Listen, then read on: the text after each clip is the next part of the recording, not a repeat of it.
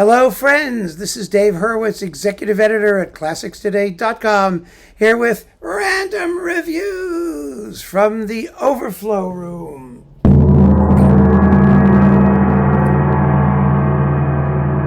Okay, really good stuff here. We're talking about Howard Hanson. First, his, the rest of his Delos recordings, and then some Naxos stuff.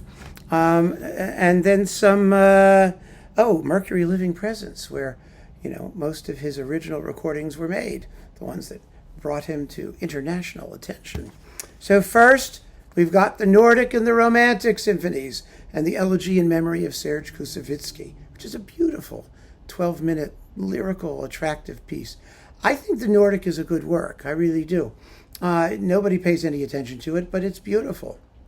It's in three rather bountiful movements, and it's fun. And of course, the Romantic is the Romantic. We all love the Romantic. I know some people don't. It's a little hokey. It was used in the film Alien, not really appropriately, in my view. They should have stuck with Jerry Goldsmith's original score, but hey, we can hear the symphony by itself. I've played it a couple times, by the way, and it is fun. What's fun about the Romantic is the way that Hanson, uses these conventional ideas and makes them sound fresh. I mean, the very opening is just a rising three-note triad. Da, da, da, da, da, da. And he repeats it like 150 times. And, with different orchestration growing as a crescendo. I mean, that's what Romantic music is, right? It's a lot of sound and fury signifying nothing. And he really gets it in this symphony. It's fun. It's just so much fun. Then we have on Naxos his organ concerto for organ, harp, and strings, which is a lovely work, 16 minutes long, which is why it never gets played.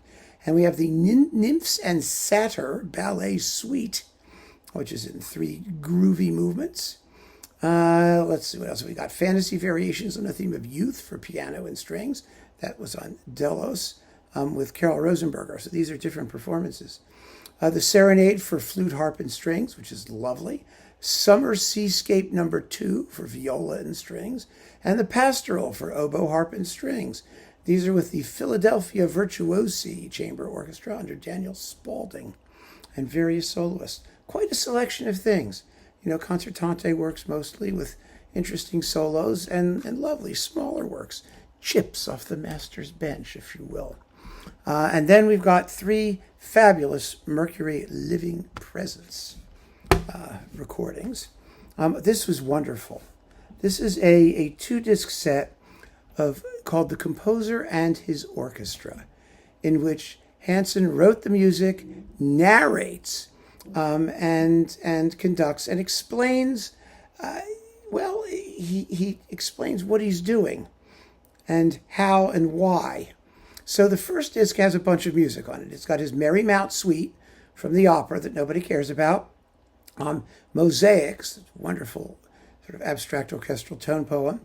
A delightful suite called For the First Time, which has all kinds of interesting titles. Bells, Tamara and Peter Bolshoi, Deserted House, Eccentric Clock, Deep Forest, Clowns, Serious Conversations, etc. Fireworks, it's all in there. And then his piano concerto with Alfred Mouloudos piano. And again, it's a very fine performance of a lovely work. So you can listen to all of this stuff. Interesting Hanson, not all that well known, but definitely worth hearing and very colorful. And then on disc 2, he narrates and he talks about each of these works, except the piano concerto. He said, on the Merry Mount Suite, how does a composer write for the symphony orchestra? Pitch, spectrum, and colors of the orchestral palette. The second one, and these are long talks, 34 minutes, 24 minutes, 20 minutes. Mosaics, how the colors of music influence musical form in the composer's mind. And finally, in the suite for the first time, musical sound, using the tonal vocabulary of music to describe the impressions of a day in the life of a child. I mean, it's great stuff. And it's very nice of him to do this. So many composers are sort of huffy. Well, I don't know why I do what I do, or they talk about things in the most abstruse and snooty way. But Hanson genuinely cared. And, he cared about his audience, and he cared about, you know, the impact his music would have. And so he made this record. It's one of the best, narrations, recordings of a composer talking about his own work and the compositional process that you'll ever hear. So that's fabulous. Then we've got Hanson, the conductor, of other people's music. Fiesta in Hi-Fi. Oh, I love this disc. Oh, this is amazing. You've got Robert McBride's Mexican Rhapsody, the Savannah River Holiday by Ron Nelson, Lyndon Mitchell's Kentucky Mountain Portraits. Oh, is this a great piece? The finale, Shivery. It's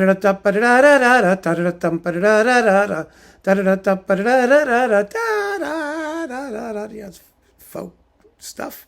Brilliantly played. It's just dazzlingly recorded. It's fantastic. Charles Vardell's Joe Clark Steps Out. William Grant Still, the Saji Ballet. This at a time when William Grant Still was as good as unknown, especially African-American composers. So, kudos for including this.